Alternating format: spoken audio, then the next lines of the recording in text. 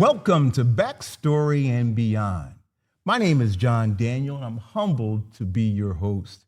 But I'm thrilled to be here with our special guest, Vince Pizzica, who is indeed a C-suite and board advisor. Welcome, sir. Thank you. Nice Good to see you, man. It's Yeah. like I've been humbled to be in a mastermind class with this gentleman on two occasions. Once here at the IBC convention, which is 2025, is focused in on media transformation and working together to learn from each other. I think what's important here is that, Vince is a gentleman that goes into multiple global C-suites, and he's helping them get better at what they do. This is a very unique lens, and I just am so happy to have him here having a conversation, with Backstory and Beyond. And I appreciate you coming, sir. I know it's been busy at the conference. Thank you. Always good to spend time with people at places like this. If we could do it, we come together and meet and talk and share stories and understand what other people are doing. And events like IBC are great for that. I love it, man. Well, look, Backstory and Beyond, as Vince knows, is focused on helping people become their best. And we look at issues that are very human, such as what's your calling? What's your purpose in life? What do you think your peak human potential is in this process? And how do you serve other people along the way? These things are relevant and meaningful to everybody, but they're especially relevant to an individual who wants to grow and be their best. And so, Vince, if you would take some time to share your backstory. Sure. Please, sir. Well, It's always harder to talk about yourself in situations like this, but I do actually understand that everything that you do up to the point at which you need to make a decision is the influence in what you make in that decision, and the journey is really important for each individual. But I did start in Australia. That's the accent you can hear. As an Australian background, born in a little town called Brisbane, which is going to host an Olympics, which is a sign, I guess, of the fact that it's no longer a small country town. It's grown up to be a big city. And I was part of that growing up, that journey. So I remember when the World Exposition came to the city in 1982, and suddenly I was confronted with all these different people from around the world and experiencing different cultures here in my hometown. And it really did change my perspective. That's wonderful, sir. I think key here in all this is that we need to understand where you were born, the kind of support systems you had, education, the challenges that maybe were actually opportunities, and the opportunities that became challenges. So take your time, sir. Sure. Take your time. No worries, thank you. Well, so born into a migrant family in Australia, so the surname is very Italian. My mother and father met in Australia, even though they're both from Italy, and they're from different parts of Italy, so there was like a cultural divide to some extent between the two families. Growing up in Australia was fun because I guess growing up in the 60s and 70s was fun for most of us, right, in that age group. But when I got to when I graduated from high school, went into university, I was the first child from either family, on either side of the family, to go to university, and that was flattering, and also made me feel important to continuing those sort of things and feeling that I had something to do for the family. But one of the things that was true was that I was always the guy that wanted to break things apart and understand how they worked. I needed to be the one. I needed to understand, why is that toy like that? Why does it do what it does? And pull it apart, and sometimes put it back together and successfully, sometimes not. But the point was I needed to understand how things worked. So I wanted to be an engineer and went through engineering, did okay, learned to socialise more, I guess, when I was at university, which is always important. But when I got out of university, my father died. My father died at a young age. He died at home, and that thrust me into a different sort of role. And in fact, I had, because of what I said earlier, where I was looking to the world and saying, I want to go out there in that world and discover things and do things. I suddenly realized I needed to stay home. Right. So I needed to be there for my mother and for my daughter, my sister, I should say. Gosh, I always get those two confused. my sister, she was quite young then. So the next 10 years really were about building myself a knowledge base, skill base, whilst I made sure that my mother sort of went through that part of her life, because she had only gone to grade 7 in school, so she didn't really have the education to do all the things she needed to do. But along the way, I learnt how to be an engineer, as an engineer's engineer. You know, that's to get down to the basics. I worked for a company called Telstra, that was the local telecommunications carrier. And I thought at the time that would be a nice place to start, but I ended up being there for 17 years. And there's good in being in the same company for a period of time and going through the cycles of change in companies, because you get to learn that companies go through cycles. Yes. And you get to understand that the way things get done isn't necessarily the way things are on the org chart or the way the process is said to be. It's about the relationships between the people and all those sort of things. So that was a good grounding. I did have a career where I sort of rocketed through Telstra at that time. I was the youngest ever Class 3 engineer, and then the youngest ever executive. And I reached a point in my career there where I was the CTO essentially. We didn't actually call it CTO back in those days in the early 90s, but I had all the international planners, I had all the technology strategy, all that sort of stuff. And I realized, okay, I'm pretty happy with this. I'm less than 30, I'm in that sort of position in a big company. I thought, well, trouble is, what do I want to do now? You know, I've gotten to here. So there was a fair bit of introversion there at that point. I was still single, and I knew I had to move on from being in Brisbane to achieve the things I wanted to achieve. So I put the energy into finding a relationship. That was actually something that was really important to me. And I was fortunate enough to meet my wife, and that gave me the opportunity then to have a base that I could say, now I have the social structure that I feel I can move forward with, and obviously, you know, that having someone that's on the journey with you, so you're not doing it by yourself, is something that's special. It's important to me. Not always going to be important to everyone, but it was important to me. So at that point, as I said, even by that stage, I'd done 2 transformations in Telstra. We had gone through a new CEO coming on board. Company had gone from being a government-owned company to being public. And we introduced competition into Australia. So I was involved in all of those things. And again, all the things that you see in any transformation. What are you trying to achieve with the business?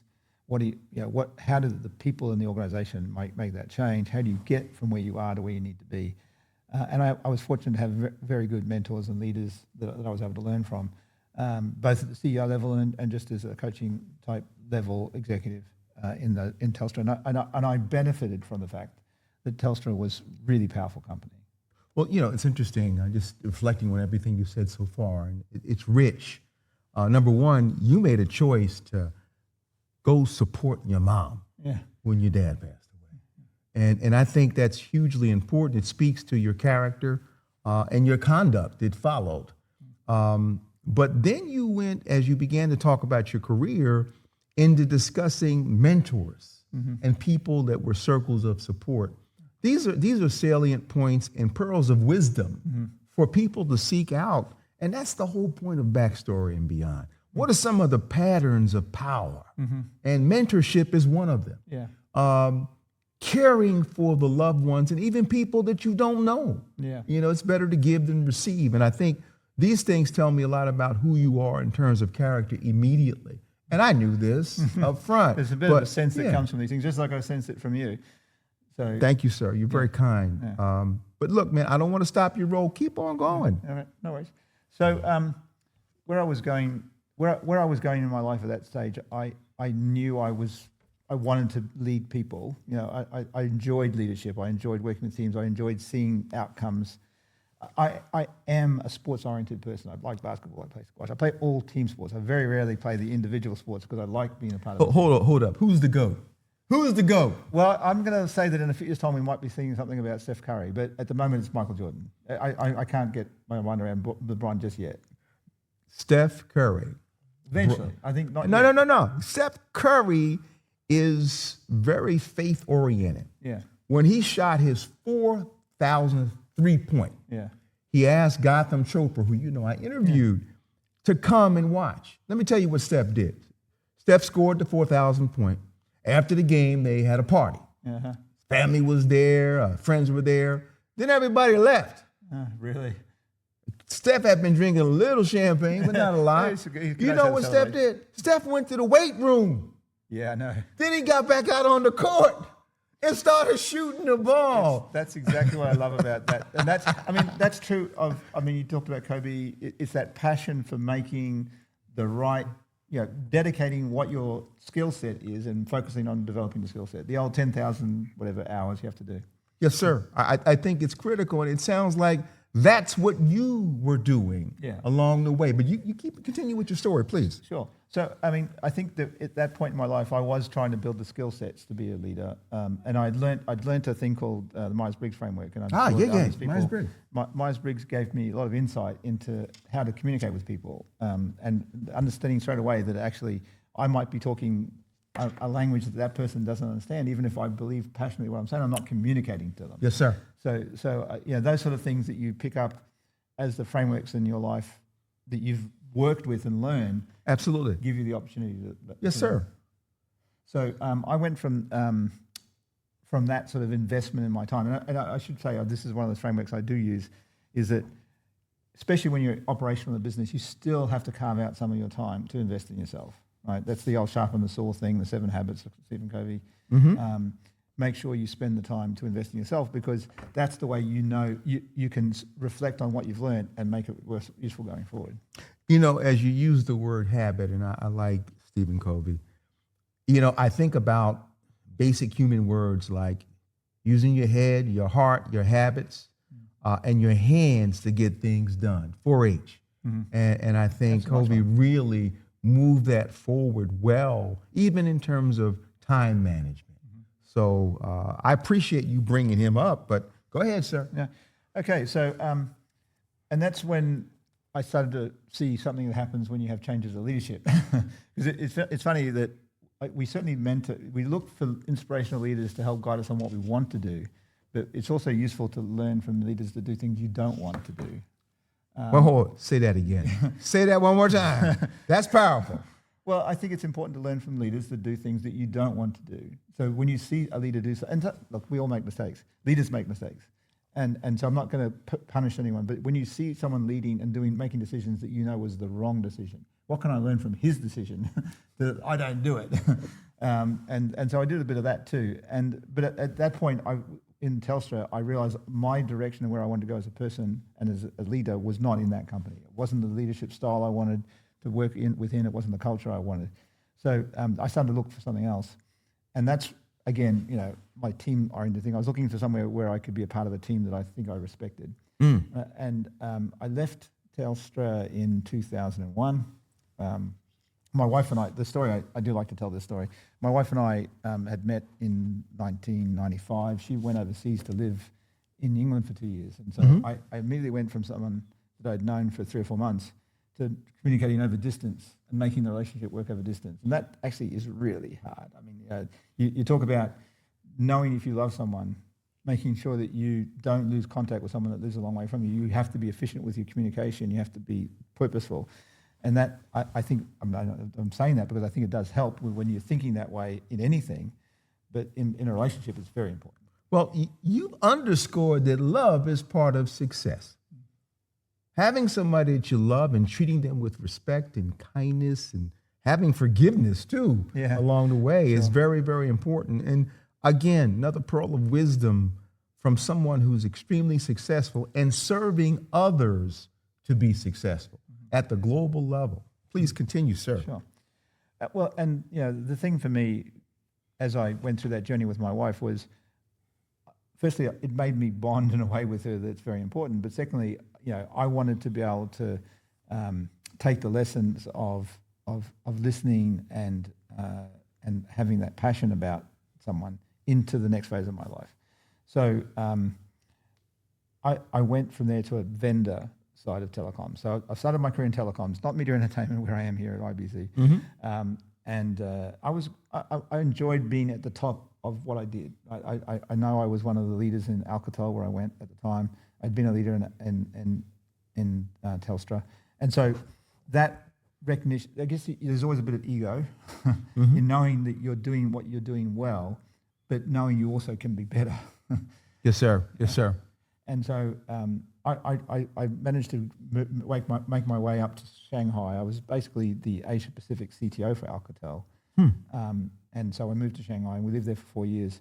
And that, I mean, I think it's a great thing to live in a country different to where you're from. So you do start to understand that people solve problems different ways to the way you solved it in your own country, to understand the cultural differences, to understand that ultimately we're all still people. Right. Right. And we have the same failings and other things, but each of us have our strengths and weaknesses according to the culture we've been brought up in. And so that was fun.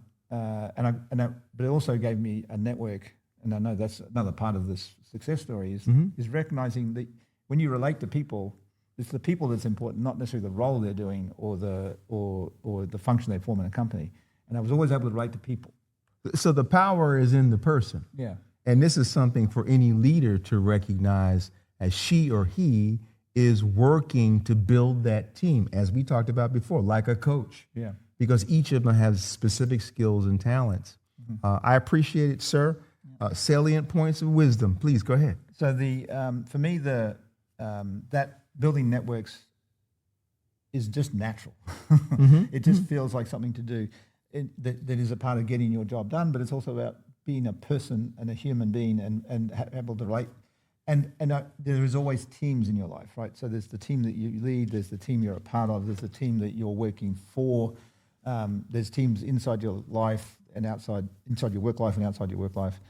And so that value of team success, I've never been a person, and I don't know when it came in my career, but I never was a person that I wanted my own individual success to be more important than team success.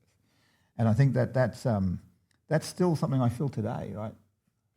Tom Brady was asked what made him successful. He had 3 words: team, team, team. Enough said. Go ahead. You got it. No, team is everything for me. And so I think to this day I still get more enjoyment from a team success than my own success. And that's why when you say what I'm doing today, I work with many different teams. Sometimes I'm a part of that team, sometimes I'm advising that team, and that makes me a part of the team in a different way. But it's the success of the team that gets me the buzz. And so, I get that's part of the reward. I guess it would be fair to say that I'm also a problem solver. So I've got the drug of the hit that comes from solving problems and feeling like that solution was the right solution, or not, and learning from it and moving on. But that early phase of my career in moving to China was important too, because it gave me a different perspective of the world. I mean, I learned from being in Australia and Brisbane that the world was a bigger place and that Brisbane was a small place, but that was a growing place. And I learned about Australia from there. And then I learned from Australia, I started to pick on this Asia Pacific role. So I got to know Vietnam, I got to know China, Japan, Korea. I got to know people in all those places. I got to form relationships with them. And I helped them solve problems. And I actually say to people that sales, because when you're a vendor, you're building stuff, but you're selling stuff. And everything you do is focused on that moment of successfully connecting a product to a person, right, or to a company. And so I learned that skill of sales, of the joy of the right sale to the right customer, the joy of that you've unlocked something in value that they couldn't have got to without your help and without your product. And so I never say sales is a black art or I think sales is one of the most respectful skill sets in the world, because you can unlock value that isn't there to be unlocked unless your product is a part of it. Well, that style speaks to talent and skills and gifts in many respects relative to the culture. And that's a question that comes along. You've been in multiple different kinds of cultures in corporate America. I'm sure different genres of business. How does culture fit in positively or negatively? however you like to describe it, to helping a business become successful? I think culture is what gets you to success usually along the way. And sometimes it's a constructive culture, sometimes it's not a great culture, but you can still be successful. But it's whatever is the combination of things for the business problem you've got. But I think the problem with any company that gets from one point to another point, if the culture isn't able to survive the change that occurs, because we've gone through many changes since the 80s. I don't think, if you've gone through those decades, you know that what happened in the 80s was very different to the way business was in the 70s, and then it changed a few more times. And now we're changing like every couple of months, it seems. But the point being, if your culture is not able to withstand the change, you have to change the culture to be able to make the change. Understood. Clear. Very, very clear. And you learned that by going to the rodeo. You were there. Yeah. Vince, I mean, look, ultimate respect for what you have given yourself the opportunity to do to support other companies and people, because people make up the company. When I think about culture, I also think about something you and I have talked about on several occasions. And I'm an advocate of innovation, first and foremost, but I also know the data from Gallup, from Brookings, from multiple sources, McKinsey and company, tell us that having diverse voices around the table is important. And in the companies you've gone into, particularly in the seismic change we're going through now, but it hasn't always gone on in terms of administrations and things like that. What have you seen in terms of successful, innovative companies around diversity? Well, so very early on in my Telstra career, I was drawn in a leader. I'll mention his name because I really respect him. Frank Blunt. He was a former AT&T executive who'd come in to run Telstra because they were going through privatisation and competition introduction, and he wanted to change the culture over 7 years. I remember sitting down with him many times over the time he was there, and he had a couple of philosophies that were very important to me. One was sort of like, make sure you reinforce the right behaviours by rewarding the right behaviours and not rewarding the bad behaviors, which is a very fundamental thing when you think about it. But often in companies, you reward the wrong behaviour with good things, right? And the opposite as well. So that's an example of the sort of leadership he was. Right. But to give you he drew me into a project that was called the Future Mode of Operation project, and it was about redesigning Telstra. And so I sat around the table with these people that were all really smart, but they were from marketing, they were sales, they were from different countries of the world, they were consultants, all that stuff. And it made me really appreciate the power of diversity. Because as an engineer, growing up as an engineer, I had a view as to how the problem should be solved, but it wasn't necessarily a business idea. It was an engineering idea. And I wasn't thinking about all the issues and the processes. So spending, that was a 6-month period where we redesigned the company, and it was a very successful transformation that I'm very honoured to be a part of. But that put me on the journey of diversity. Get all the voices around the table and listen to them, but still make a decision that is the right decision based on what your perspective is at the time. Now, many times the decision is not just your own decision, so you're influencing the decision as well. But when you make the decision, go and do it. Right. Absolutely. I love it, man. Culture, innovation, diversity, all these are important things to see organizations move forward. What have you seen along the line of the most successfully innovative companies as related to what kind of things have they done that you've seen to move forward innovation through diversity? I think there's the understanding what your company's reason to exist is. That valuing what it is you're trying to bring to the market, what anchors your company's objectives, and then bringing the people around that understand those missions. And it doesn't matter what colour or background or country they're from, it's engaging them into the mission. So you can always point to Apple in terms of those sort of things, the focus on product, the focus on what it is at the heart of the company that matters more so than the products themselves. And so when you can find that in a company and you can bring that into the culture, then the diversity just follows. If there are certain businesses where... Because it's needed. It's needed, exactly. Need is the the baseline of everything. Yeah. And so now I get it. Please go ahead. Yeah. So when like I can operate businesses. I've managed thousands of people. I've managed large billion-dollar P&Ls. I know that to be doing that, you have to have the operational management skills to do that. I know how to build that, and I know how to find the right people to trust to do the things that are important in that space. But I am not an operational manager. I know that what I bring is innovation, and I can say this is the way it is, but that's not the way it should be. It should be this way.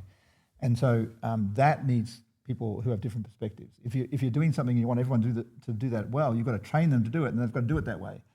People in the process probably still need to have, and I believe they still need to have the ability to say, hang on, that's not right. I need to change something. I need to do something, and they can surface it. But the execution has to be operationally efficient. And that's a part of any business that's going to scale. But to change things and to be able to innovate and to bring new products to market, you have to have people around the table that have different perspectives. Fantastic, sir. You've strung together several pearls of wisdom in this conversation, which I'm just so delighted to have, to listen to you. And listening is a really important skill. I just want you to share your thoughts on why you think it's important for any manager, any leader, any worker at a company to build listening skills, any citizen to do that. For me, listening is not just a sign of respect for the relationship you have with people. It's a way of building trust with people and helping join on the same mission to where you're trying to go. Right? If you really want to have impact, you have to hear what that person has to say, and you have to respond to it and show that you've listened, and not just say, "Yeah, I hear you." Those are words. Put it back in a way that helps them understand that you've understood it, and then we talk about, well, I have this view, you have that view. That's what do we think is the situation? Because we both have valid opinions, but what is going to solve the problem? But you have to start from the position of both people hearing each other. As we come to a close, I want to do two more things, and I'm going to put the questions on the table right now. I want to go through you giving me a response, one sentence or two, whatever you want, on those issues we started with: calling, service to other people, peak human potential, and purpose. But I also want to make sure I'm not remiss in taking the time to ask you if there's anything in this conversation that perhaps we missed that you want to say. And we kind of go from there. But I'll tell you what, I'll leave that for last, Sure. and you can ponder it. But just give me your reflections on a phrase or a word like purpose. What's that mean to you? Purpose for me is an important part of getting from point A to point B.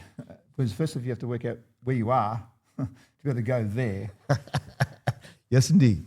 And why are you going there is important. That's the purpose. So, but to understand the purpose, you need to understand where you're from. And so I always build, when I'm with a team and we're building a team, we try to understand what is our purpose. What are we trying to do? People call it mission statements and visions, and people get confused about all that sort of stuff.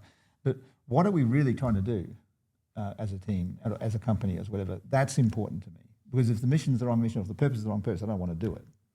And you can always get people to come on board to a good purpose or a mission that sometimes it's a mixture of the right financial reward, sometimes it's about achieving community benefit, it's about changing people's lives, but the purpose is important. You know, in my corporate career, we always tried to share with those who wanted to hear it, taking the line of questioning, who are you and who do you want to become? Which is what I just heard you say, relative to a measurement device. But along the way, as you well know better than most people, the things you got to do in terms of outcomes, activities, measurements, and, objectives. But that said, in between who you are and who you want to become, there's something called, who do you want to make proud? Who do you want to care for? What do you want your son and daughter and wife to see, as you're doing your work? And a critical question, What do you know and what don't you know? You talked about that today. You did. And then finally, it leads to you getting a better ladder to who you want to become in that process. And these are the things I'm hearing in your character and conduct and conversation. I mean, it pulls my heartstrings to the point where, all right, we should have been having this conversation 10 years ago. Yeah, thank you for that. I mean, I do think life is a journey of these random events that you eventually find a path. I've made some very good long-term friends over my years in Australia, etc. But I'm never closed at making new friends because the journey got us to this point where we met. And so, that you've got to celebrate that and then understand how that becomes a part of something going forward, not something of the past. Give me a pound, sir. Come on, let's do this. Next question, next phrase. We talked about purpose. What about peak human potential? Do you have one? That's an interesting question. I sometimes wonder whether I should have spent more time in running businesses because I made a fairly early decision. I've been out of operations of businesses now since 2018. I love what I do, but I also appreciate that when I was at Technicolor and we took it from 30 euro cents to €7, it was because of the work I was doing and as a part of that team, and it made a difference to a lot of people's lives. And so there's been that moment in my life, do I go back and I do that for what? But what would I do it for? I think at the moment, my general peak purpose is about making sure that as many companies and as many people out there that I can touch and involve myself with can find success and deliver the value they want to deliver in society. Because that, to me, I can't say that every company I'm going to be involved with is going to be successful. But if I can find a series of people that I know that they've gone on to become rich or powerful or successful and they've changed the world in some way, that's my peak human potential because I've helped pass on something that is bigger than me. So I don't know yet what my peak human potential is, and I'd like to think that I'm going to live a long time, so hopefully I've still got a little bit to go. I'm going home to write this down and share it with my friends and family. It's a dynamic process. Finally, a phrase: service to other people. You asked me something earlier before. Who am I doing this for? I'm not really doing it for. I know. Of course, I'm doing it for myself. I don't want to pretend that I'm not. But my father really did influence me a lot, and he died when I was 21. So I never got to say the things to him I wanted to say before he gone. And so at the back of my mind always is this: am I making my dad proud? I mean, and Dad, I wish I'd said those things to you that I always make. So whenever people I love in life, I always want them to know that I love them. And I want them to, and I always say to my wife, we're not going to separate. I'm not going to go away without you knowing that I love you, because tomorrow I might be not here. You might not be here. We just don't know, right? That's right. The world. So I always feel you've got to take into account the relationships you have in your life and the people that you're working with, because you're a part of that total collective. I don't think, we live in here in this brain. I don't know what consciousness is. I don't know how it came about, where it's going to come from, but it's a collective thing. We have bonds. It goes beyond just the words we say and things like that. So I do feel that we, as a humanity, we haven't yet reached human potentials because we haven't found the best way to leverage how we work together. Mm-hmm. Sounds like the word love, and believe and serve. All of them end in VE, and if you look at the Greek on that, they're words of action. You can't talk about it, you got to do something. Yeah. Sir, we're coming to a close. What have we missed? What final thoughts do you want to leave with us that people can remember at IBC and the world? I think humanity's been around for a long time. And I always say to people that I spend a lot of time now in media and entertainment and communications and art and creativity and the business of it, because lifestyles, a lot of people have been in the entertainment business as a lifestyle, not to make a business. Right. And now business is very much a part of what we do, but the business of entertaining has been around since we were cavemen drawing on walls and talking about fire around fireplaces. So that business to me is a fundamental business, is always going to be here. And as long as there's humans, we're going to be wanting entertained. And so that becomes very relevant in an era when everyone's worried about artificial intelligence and war and where humanity's going. I am still optimistic about humanity because I think we have love. We have the divine ability to be able to forgive and move forward. But at the same time, we're facing challenges both at a political and social level that are hard. And AI is not it's a threat and it's an enabler. And it is what we want it to be, and we have to choose how we're going to do that. So my message is let's not be frightened of this. Let's grab it and use it the way it can be because it can be very powerful for everyone on this planet. We just have to find the right way to use it. We're blessed to be in an age where this technology is becoming available. It's going to enable medical cures that we've never imagined, materials that we've never imagined. It's going to bring wealth to organizations and countries and people, but we have to find a way to use it. So I pray that our leaders are able to harness the humanity and its strengths to make that possible. But I don't want to necessarily sound like I'm being, what's the right phrase, but overly optimistic or naive or whatever. I know that there's lots of challenges, but once again, every person has the ability to contribute to this conversation, and you should not be frightened of something that can take away a job. It can change your life by using it to your benefit, and understanding that simple, how does it help me and how does it help me help others is the thing that you can use to help make AI powerful. Awesome, sir. You remind me of a passage from the scriptures, and it says, don't worry about anything.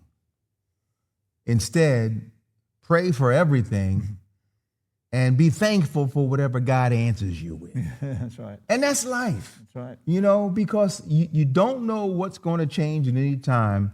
But, sir, all I know is I'm different. When I met you, I'm better because of you. And I'm thankful for our Creator in presenting that opportunity. Yeah. So, I hope we can do this again. You going to Las Vegas this year? Yeah, of course. All right, I'll be there. Maybe we can do it again. Sure. Let's see what the world has done in that 6 months or so. Hey, man, I love it. I really do think that we are living in very exciting times, and our future is in our hands. But the people on the journey are the things you want. We can't replace this moment, right? That's happened. It's part of our lives now. And so every opportunity we have to meet again and see if we can capture some of this or something new is fine by me. Yeah. Well, we're sitting here, and I just want to be thankful to IBC 2025 for bringing all of us together. God bless you, sir. No, sir. Talk to you soon. Nice to meet you. Good. Is that okay? I think it was wonderful. You want to see a little bit of it? I checked along the way. I think